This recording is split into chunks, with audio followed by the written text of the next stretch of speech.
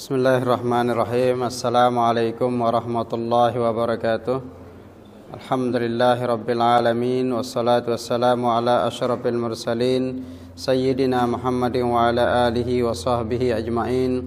Allahumma aslih ummata Muhammadin sallallahu alaihi wasallam wa farrijan ummati Muhammadin sallallahu alaihi wasallam warham ummata Muhammadin sallallahu alaihi wasallam وانشر واحفظ وأيد نهضة الوطن في العالمين بحق محمد صلى الله عليه وسلم فقال تعالى في قرآنه العظيم أعوذ بالله من الشيطان الرجيم بسم الله الرحمن الرحيم يا أيها الذين آمنوا اتقوا الله ولتنظر نفس ما قدمت لغد واتقوا الله إن الله خبير بما تعملون وقال النبي صلى الله عليه وسلم في حديثه الشريف إذا وقعت لقمة من الحرام في بطن ابن آدم لعنه كل ملك في الأرض والسماء ما دامت تلك اللقمة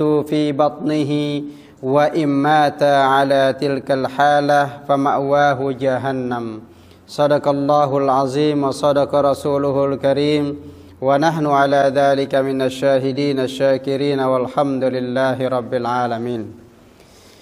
Pertama sekali mari sama-sama kita merapatkan puji syukur kehadirat Allah Subhanahu wa taala yang telah memberikan nikmat sehat kepada kita semua sehingga alhamdulillah pada malam hari ini dapat kita meneruskan kajian kitab kita yakni kitab Dawaul Qulub. Berharap mudah-mudahan Allah Subhanahu wa taala memudahkan untuk memahami kitab ini dan dapat kita jalankan sebagaimana seperti yang diinginkan oleh Allah dan baginda Rasulullah sallallahu alaihi wasallam. Selawat dan salam kita aturkan kepada junjungan alam Nabi besar Muhammad sallallahu alaihi wasallam yang telah memberikan arahan kepada kita semua bagaimana mendekatkan diri kepada Allah Subhanahu wa taala sehingga kita boleh menjadi umat yang sentiasa berada pada aturan-aturan dan garis-garis pandu yang telah difirmankan Allah Subhanahu wa taala dan juga yang telah dibawa oleh baginda Rasulullah sallallahu alaihi wasallam. Mudah-mudahan Allah Subhanahu wa taala mempertemukan kita bersama baginda Rasulullah sallallahu alaihi wasallam, para sahabat beliau dan juga orang-orang saleh lainnya di kemudian hari. Amin ya rabbal alamin. Sebelum kita mengawali kajian kitab kita ini, mari sama-sama baca surat Al-Fatihah. Kita hadiahkan kepada muallif kitab ini, yakni Asy-Syaikh Muhammad bin Ahmad Khatib Langgin, dan juga kita hadiahkan kepada semua keluarga kita yang telah meninggal dunia dan saudara-saudara kita yang masih dalam kondisi kurang sihat pada malam hari ini. Mudah-mudahan Allah Subhanahu wa taala memberikan kesehatan dan kita yang hadir di sini diberikan kemudahan dalam langkah kita oleh Allah Subhanahu wa taala.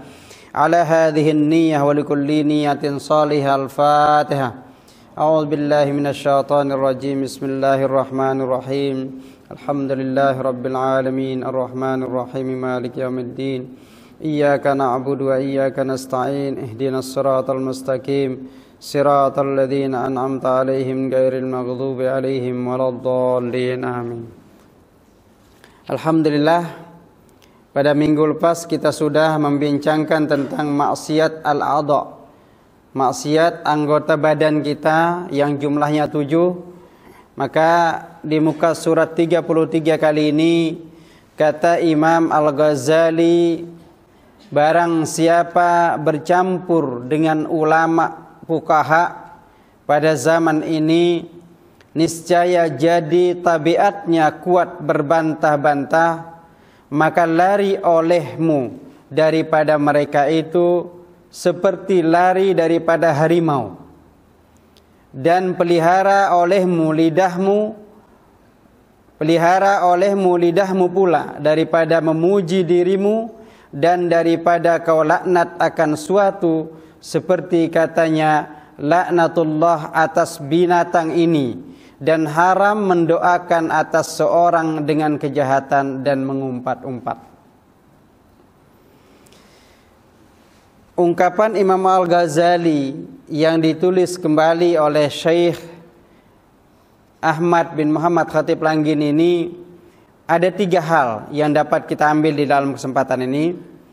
Yang pertama, kalau kita berada di tengah-tengah ulama, tengah-tengah fuqaha, dan ulama atau fuqaha itu dia mengajarkan kepada kita cara berbantah-bantah yang sangat, artinya bagaimana kita melakukan bantahan-bantahan di atas dunia ini, bukan mengajarkan kepada kita bagaimana mendekatkan diri kepada Allah Subhanahu wa taala dan mengikut kepada kaul baginda Rasulullah sallallahu alaihi wasallam. Maka kata Imam Ghazali, larilah dari ulama seperti itu. Janganlah mendekat ke ulama atau fuqaha yang hanya mengajarkan kepada kita cara-cara berbantah-bantahan saja.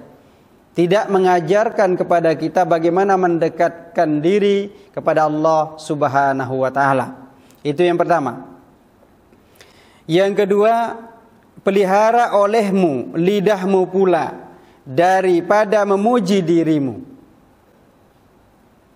Kebiasaan kita dalam kehidupan ini selalu saja ada yang membuat kita merasa takjub, merasa bangga terhadap apa yang kita lakukan, bangga terhadap diri kita dan untuk diri kita, dan kita yang merasakan tidak diekspos ke masyarakat, itu mungkin tidak jadi persoalan. Tapi ketika kita sudah bangga, merasa diri kita hebat, dan kita katakan kepada orang lain kehebatan kita, ini yang jadi masalah. Jaga lisanmu dari memuji dirimu. Kita katakan mungkin di depannya, alhamdulillah saya sekarang ini hebat sekali.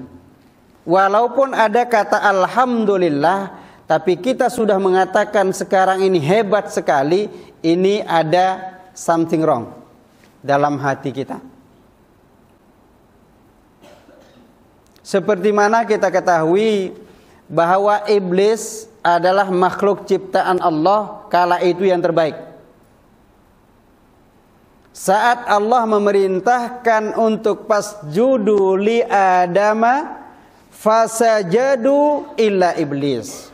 Semua yang Allah perintahkan para malaikatnya untuk memberikan penghormatan kepada Nabi Allah Adam, seluruh malaikat itu melakukan perintah Allah, tapi seorang sahaja yang tidak, yaitu iblis. Aba wastakbara. Dia enggan, tidak melakukannya, tidak mentaati perintah Allah untuk sujud, untuk memberikan penghormatan kepada Nabi Adam. Dia enggan, dia tidak mau. Dan dia katakan,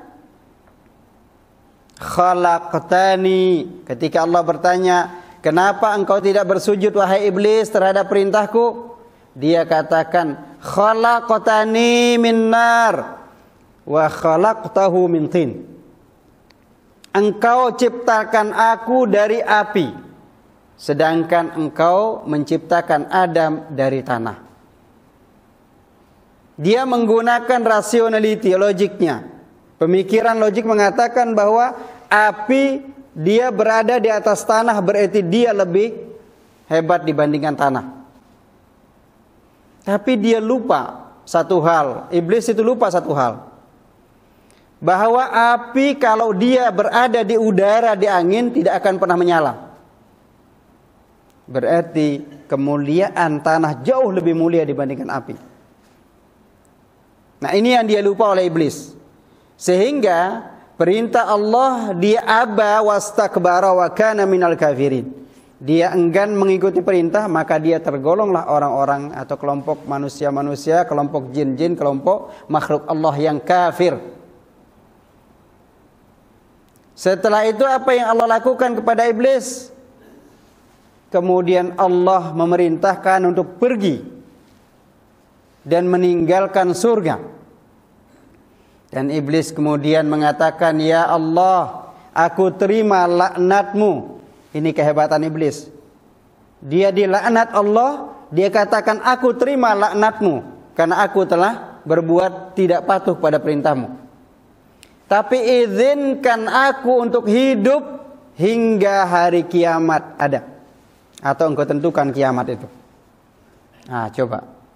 Iblis minta dihidupkan sampai kiamat akan ada, akan datang. Kata Allah, oke, saya akan berikan kamu hidup sampai kiamat.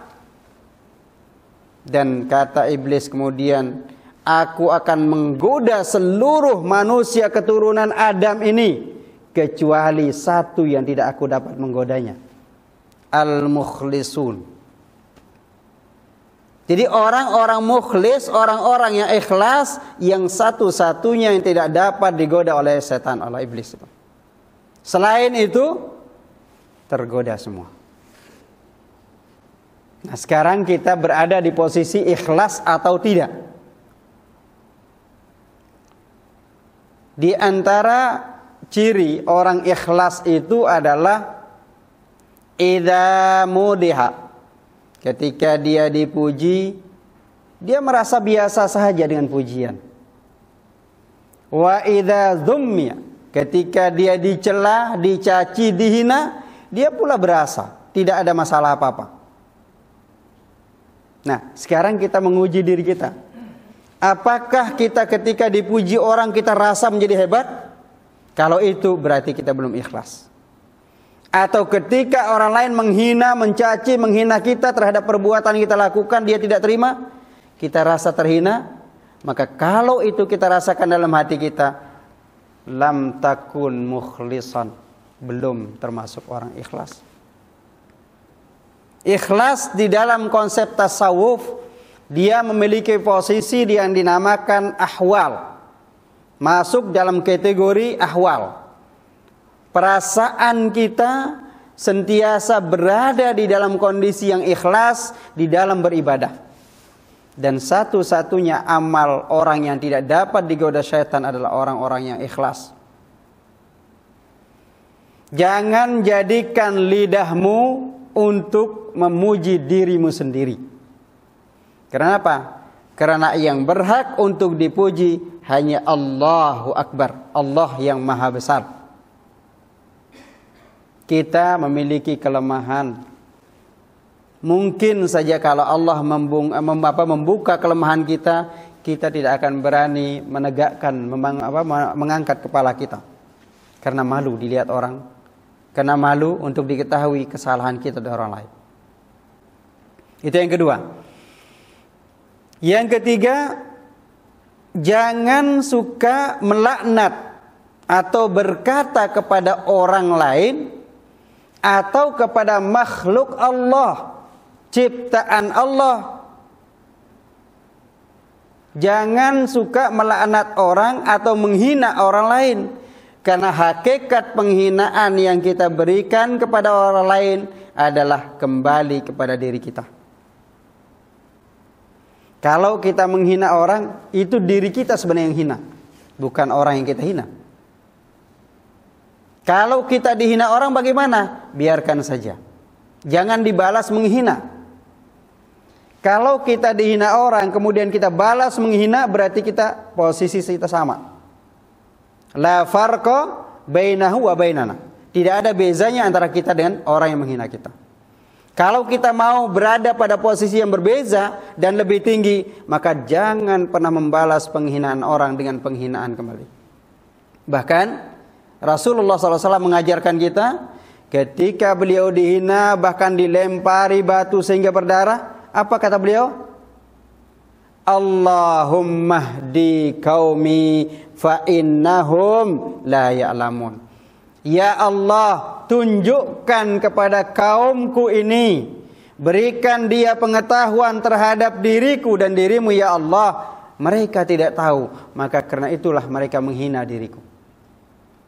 Jadi kalau kita dihina orang, tunjukkan dengan doa yang khalis itu, bahwa mereka tidak tahu sebenarnya apa yang sedang kita lakukan. Bahkan dikatakan di sini jangan sering menghina atau mengatakan kepada binatang sekalipun, Apa Allah menciptakan duda al-hamra, ulat cacing yang tidak kelihatannya, tidak ada manfaatnya? Kenapa Allah ciptakan? Itu kata Nabi Allah Daud dalam hatinya. Allah kemudian memberikan pengetahuan kepada cacing merah tadi yang tidak bermanfaat untuk berbicara. Dan semua makhluk Allah ciptakan tidak ada yang sia-sia. Allah ciptakan semut, ada manfaatnya. Allah ciptakan lalat, ada manfaatnya. Allah ciptakan nyamuk, semua memiliki manfaat. Dan keseluruhan secara umum makhluk Allah ini diperintahkan untuk berzikir kepada Allah Subhanahu wa taala. Semuanya. Maka baginda Rasulullah SAW mengatakan, seandainya ada di antara kalian yang Allah berikan pengetahuan bagaimana cara semut berzikir, bagaimana suara semut berzikir, kalian tidak akan berani menginjak atau menyapu atau membunuh semut itu. Karena kita tidak tahu, kita merasa semut ini mengganggu kita, maka kita bunuh. Kita pulang dari office, mau makan, terus ternyata semut ada di makanan kita. Apa yang kita lakukan? Pasti membunuhnya. Pasti kita marah. Bayangkan, makanan yang dimakan semut itu adalah rizki Allah berikan kepada semut itu. Tujuannya apa? Rizki Allah berikan pada semut. Tujuannya adalah limtihanina, untuk menguji kesabaran kita. Kita sebagai manusia yang katanya hebat, memiliki akal, kenapa kalau makanan kita satu piring dimakan semut kita marah? Dan kita ambil air, kita siram, habis semutnya pergi dan sampai mati semutnya, atau kita bakar. Makanan yang dimakan semut kemudian kita buang atau dibiarkan? Dibuang. Sungguh egois kita. Semut Allah berikan makan dengan makanan kita. Kita mengatakan bahwa itu adalah makanan kita. Tidak. Itu rezeki semut. Rezeki kita cari yang lain. Biarkan semut itu makan.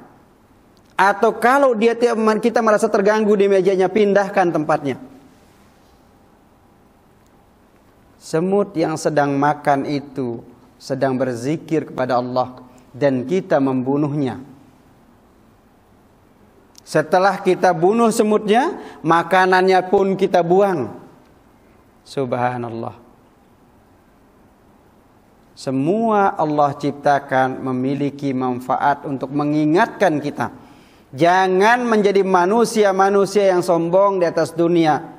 Kita sama halnya dengan semut, sama halnya dengan binatang-binatang lain. Bezanya kita adalah yarfa. Allah mengangkat derajat kita karena kita memiliki akal. Kalau kita yakin dan percaya punya akal, maka kata Syekh Tajuddin Ibn Atha'illah As-Sakandari, man syakka fir rizki syakka fir razik. Gara-gara makanannya dimakan semut, dia stres. Bagaimana saya akan makan? Dia ragu terhadap Allah. Dia ragu terhadap makanan yang dapat dia makan lain. Berarti dia ragu terhadap penciptanya, yaitu Allah Subhanahu wa ta'ala. Kemudian dikatakan di sini, dan haram mendoakan atas seorang dengan kejahatan dan mengumpat-umpat. Kita kalau sudah dikecewakan orang, kalau kita tidak berani melawan, apa yang kita lakukan? Berdoa. Doa kita bukan doa yang baik. Biarkan saja dicelakai oleh Allah Subhanahu wa taala. Kita doakan orang lain celaka. Padahal tidak sesuai dengan apa kelemahan kejahatan yang dia lakukan pada kita. Mestinya doa yang kita baca seperti doa yang diajarkan oleh baginda Rasulullah SAW. Allahumma hdi qaumi fa innahum la ya'lamun. Ya Allah, tunjukkanlah kepada kaumku ini karena dia tidak tahu.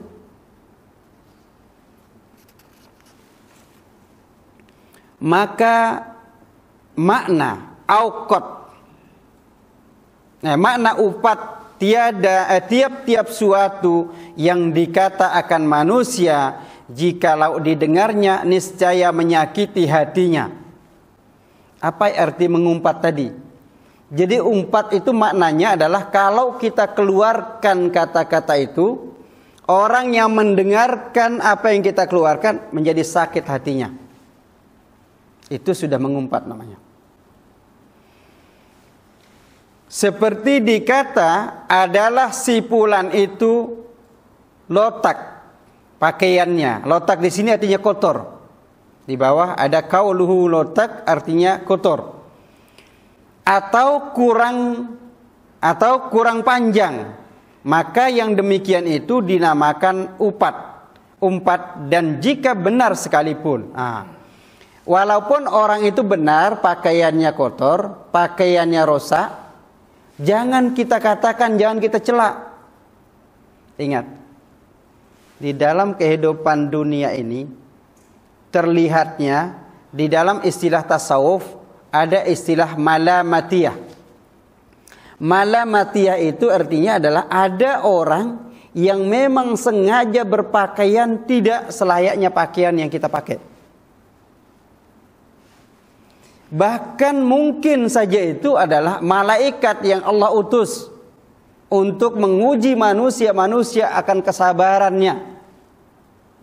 Dia datang ke kita, ya, dia lalu depan kita, kemudian kita katakan ini kenapa orang ini kotor sekali. Dia dengar oleh orang itu, kemudian dia rasakan dalam apa yang kita katakan sakit hatinya, berarti kita sudah mengumpatnya. Walaupun dia benar. Jadi artinya apa? Melihat sesuatu yang tidak mengenakkan mata kita, jangan disuarakan apa yang ada di hati kita. Bahkan kembalikan itu semua adalah makhluk yang Allah ciptakan. Tidak akan pernah dikatakan orang itu handsome kalau tidak ada orang yang jelek, tidak handsome. Tidak akan pernah kita dikatakan kaya kalau tidak ada orang miskin. Tidak pernah dikatakan kita imam kalau tidak ada makmum. Jadi kesemua ini saling memiliki peran masing-masing. Untuk dapat kita dikatakan orang hebat, berarti ada orang yang tidak hebat. Untuk dapat dikatakan kita orang tinggi, berarti ada orang yang pendek. Demikian seterusnya. Dan jika benar sekalipun, karena yang demikian itu menyakiti hati orang. Dan jika tiada jadi sakit hati pada setengah orang sekalipun. Nah, walaupun orang yang tadi kita katakan itu, dia tidak sakit hati. Tapi prinsip dasarnya mengumpat itu tidak dibenarkan. Walaupun yang kita katakan kotor, jijik dan seterusnya itu, dia tidak sakit hatinya. Tapi prinsip dasarnya tidak dibenarkan mengatakan itu kepada makhluk Allah. Dan haram masa seorang bangkit atas seorang. Ini artinya apa? Masa di sini diartikan sebagai qauluhu masa seorang, artinya menyebut akan nikmat yang telah engkau beri akan dia. Nah, ini. Kita perhatikan di sini. Atau kita coba berpikir, sudahkah saya memberikan sesuatu kepada orang lain, kemudian ketika orang itu mengecewakan kita dan kita katakan, dulu saya pernah memberikan kamu ini. Kalau bukan karena saya membantu kamu, kamu akan celaka. Kalau kita sudah memberikan sesuatu, maka jangan pernah diingat kembali apa yang sudah kita berikan itu. Apatah menyebutnya, mengingatnya saja jangan. Karena kalau kita mengingat kembali, ini boleh jadi apalagi menyebutnya bahwa saya sudah memberikan bantuan kepada Anda, orang ini akan tersakiti kembali. Jadi prinsip apa yang dikatakan ini adalah jangan pernah menyakiti orang lain. Walau kana biqaulin, sekalipun dengan ucapan, apatah dengan perbuatan. Dengan ucapan saja kita dilarang untuk menyakiti orang lain. Dan lagi haram namimah, yakni lalat merah. Nah, ini apa katanya? Yang dinamakan namimah di sini adalah naklul hadits min qaumin ila qaumin ala jihatil ifsadi wasyarri. Namimah itu adalah memindahkan satu ucapan kepada orang lain dan ke orang lain lagi dengan tujuan merusak. Artinya mengucapkan, mengata-ngatakan kepada teman kita bahwa si E, B dan seterusnya ini orang salah, padahal dia tidak salah. Atau kita mengadu domba orang lain. Sehingga apa yang kita katakan itu tidak beralasan, tidak berdasar, tidak benar. Jadi sikap-sikap ini kenapa tidak dibenarkan? Karena makhluk Allah itu diciptakan sawasiyah, sama. Tidak ada perbezaannya. Inna akramakum indallahi atqakum. Yang membezakan kita bukan dari sisi ekonominya, bukan dari sisi tingkatan di mana kita berada, tapi bagaimana ketakwaan kita kepada Allah Subhanahu wa taala. Lihat Bilal bin Rabah, lihat Umar bin Khattab, Abu Bakar As-Siddiq, beza sekali. Mus'ab bin Umair, ketika membandingkan antara Bilal bin Rabah dan Mus'ab bin Umair, Mus'ab adalah orang yang terhandsome dan anak satu-satunya di kota Mekah yang masuk Islam. Ibu dan bapaknya kemudian menangis terus meminta dia kembali untuk tidak masuk Islam. Mus'ab mengatakan, "Ya ummah, wahai ibuku, lau a'taqillah al-faruhin, seandainya Allah memberikan engkau wahai ibuku 1000 nyawa, fakullu ruhin yakhruju wahidan fawahidin, setiap nyawa ibu keluar satu persatu meminta aku kembali kepada agama nenek moyang yang kau anut wahai ibuku, lan af'al, aku tidak akan pernah lakukan." Anak muda, terhandsome, terkaya, anak satu-satunya mengatakan itu pada ibunya. Karena itu kekuatan keimannya Mus'ab bin Umair, akhirnya kata ibu dan bapaknya, "Ukhruj min baitina." Dihalau keluar dari rumahnya. "Keluarlah wahai Mus'ab dari rumah kami." Apa yang dilakukan Mus'ab? Dia tidak bersedih, bahkan merasakan gembira. Dia dikeluarkan dari rumah yang zalim, rumah yang sentiasa menyembah selain Allah Subhanahu wa taala. Dia keluar dengan pakaian yang ada di badannya. Kalau anak-anak sekarang dihalau oleh ibu dan bapaknya, boleh dia keluar, tapi ambil beg yang paling besar, dimasukin semua barang-barangnya, diambil uangnya, dia pergi. Beza dengan Mus'ab, dia keluar tanpa membawa apapun kekayaan ibu dan bapaknya. Dia keluar dengan apa yang ada di tubuhnya.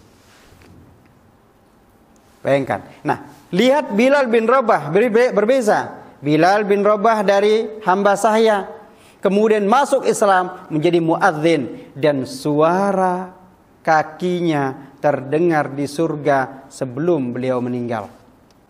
Subhanallah. Jadi benar-benar tidak terlihat, tidak dilihat dari sisi fisikal. Yang dilihat adalah ketakwaan. Soalannya adalah kita sudah seberapa jauh takwa kita pada Allah Subhanahu wa taala. Insyaallah mudah-mudahan kita termasuk orang yang sentiasa bertakwa kepada Allah Subhanahu wa taala. Amin ya rabbal alamin. Dan lagi haram memakan segala makanan yang diharamkan Allah taala akan dia, seperti harta yang dirampas dan lainnya, maka makna riba itu ganda berganda. Seperti perutang akan seorang dengan seemas dirham umpamanya, maka diambil daripadanya lebih daripada seemas juga, sedikit sekalipun. Artinya apa? Ungkapan ini menunjukkan bahwa setelah membincangkan tentang namimah, namimah ini adalah ucapan dengan ucapan, memindahkan ucapan yang tidak baik kepada orang lain, maka Asy-Syaikh mengatakan haram juga memakan harta-harta yang haram. Dibandingkan ada keharaman namimah dengan keharaman makan harta. Jadi kalau kita sering melakukan atau menggunjingkan, mengomongkan, mencakapkan orang lain kepada orang lain, maka dosanya sama dengan memakan makanan yang diharamkan Allah Subhanahu wa taala. Mencuri jelas haram. Bahkan ada hadnya, ada potong tangan kalau ketahuan mencuri dan segalanya sudah ada. Itu hukuman mencuri. Belum lagi hukuman-hukuman yang sifatnya sosial. Besar sekali dosanya mencuri. Nah, makanan yang dihasilkan dari makanan mencuri ini, Rasulullah SAW mengatakan dalam sebuah hadisnya, siapa sahaja yang makan makanan, makan makanan satu lukmah. Satu lukmah ini satu suap. Makanan yang haram. Apakah makanan itu dari hasil curian atau hasil pemberian orang yang dicuri? Orang mencuri tapi kita yang makan. Dan kita tahu uang yang dipakai membeli makanan itu adalah uang haram. Kita makan. Satu lukmah, satu suap sahaja. Masukkan ke dalam mulut kita. Semua malaikat langit dan bumi la'anaka, melaknat kita dengan memasukkan makanan yang haram. Yang kita tahu selama makanan itu ada dalam perut kita, malaikat langit dan bumi seluruhnya melaknat kita. Wa imma ta'ala dzalika, seandainya kita mati makanan yang haram itu masih dalam perut kita, maka dikatakan fama'wahu jahannam. Na'udzubillahi min dzalik. Maka tempat kembalinya orang yang memakan makanan baru satu suap saja, lukmah, yang belum keluar dia mati, belum keluar dari dirinya dan mati, maka nerakalah yang paling aula untuk dia kembali. Na'udzubillahi min dzalik. Karena itu jagalah perut kita untuk memakan makanan yang halal. Pernah saya ceritakan Abu Bakar As-Siddiq pada suatu hari sangat-sangat lapar. Pulang dari masjid, apa yang ada di depannya beliau makan? Satu suap tadi. So dia masukkan satu suap, baru dia teringat, belum bertanya dari mana asal makanan ini. Kebiasaan Abu Bakar As-Siddiq kalau dia makan makanan, dia bertanya dulu asal makanan ini dari mana. Kali ini tidak. Beliau langsung makan. Setelah dia makan satu suap, kemudian bertanya, makanan ini dari mana? Dikasih tahu makanan ini adalah pemberian jirannya. Padahal jirannya Abu Bakar jelas sahabat. Bukan tidak sahabat, jelas sahabat. Apa yang terjadi? Abu Bakar kemudian memasukkan tangannya kembali ke dalam mulutnya, dikeluarkan makanan yang sudah dimakan tadi.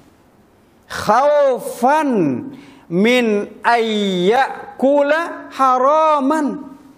Dia sangat takut kalau makanan yang masuk ke dalam perutnya adalah makanan haram. Padahal itu jelas tidak haram. Tapi khawatir. Kalau kita kan lain ya. Kita tidak akan bertanya makanan ini dari mana. Pernah nggak kita bertanya? Tidak. Kita tidak bertanya. Kita makan saja apa yang ada di depan kita. Bahkan tidak hanya di depan kita, kita berjalan ambil makanan yang lain. Ini kebiasaan kita. Maka coba lihat cara-cara baginda Rasulullah SAW bagaimana ketika beliau makan. Kemudian yang diharamkan juga di sini adalah makan makanan riba, hasil dari riba. Riba itu apa? Riba itu menggandakan sesuatu. Seumpamanya kita meminjamkan orang 1 ringgit, 1 ringgit kita pinjamkan. Esok orang ini mesti kembalikan kepada kita 1 ringgit 50 sen. 50 sennya itu sudah riba. La taf'al. Hasil riba itu dia akan menjadi bara api di dalam perut kita di neraka jahanam nanti.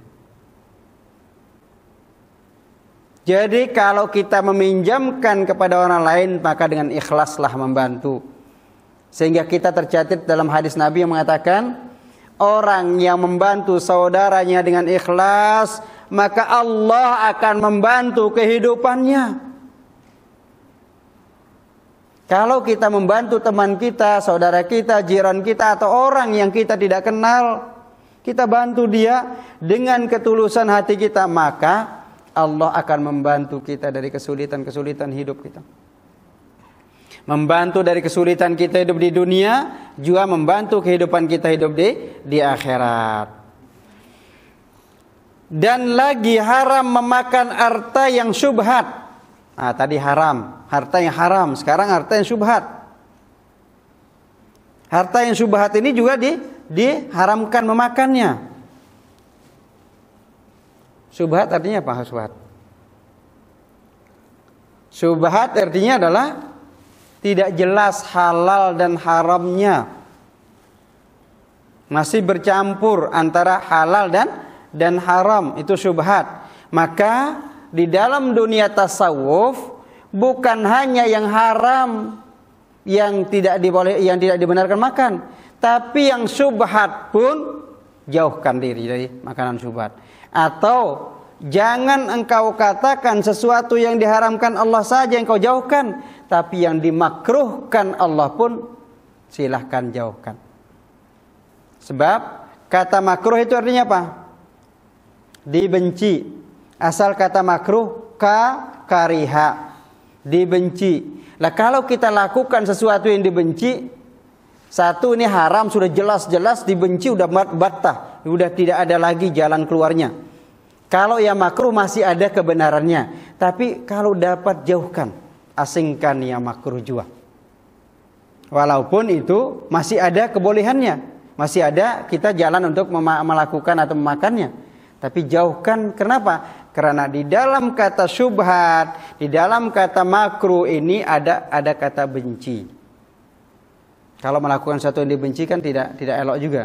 Apalagi hubung kaitnya kepada Allah Subhanahu wa taala. Yang tiada syubhat, yang tiada yakin akan haram dan halalnya. Maka kata segala fuqaha, tiap-tiap harta yang tiada yakin akan haram itu niscaya harus memakan dia dan harus mengambilkan dia. Tetapi jika tiada jadi sakit hati orang yang memberi itu, maka jika jadi sakit hati, maka wajib mengambilkan dia, karena menyakiti hati orang Islam itu haram.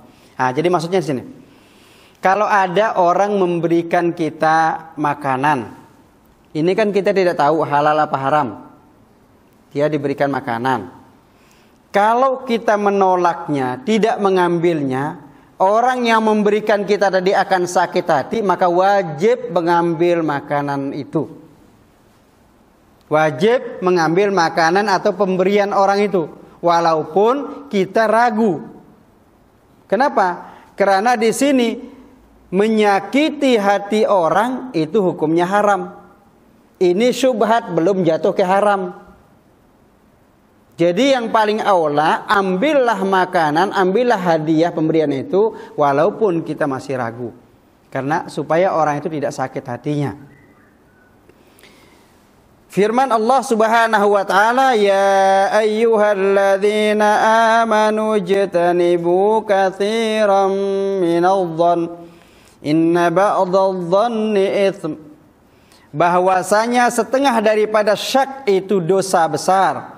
Maka adalah kata segala sufi, Dan kata segala fuqaha, bersuatu keduanya pada maksudnya. Artinya bahwa antara zon, ya, syak, ya, antara syak dan syubhat tadi ada kesamaan.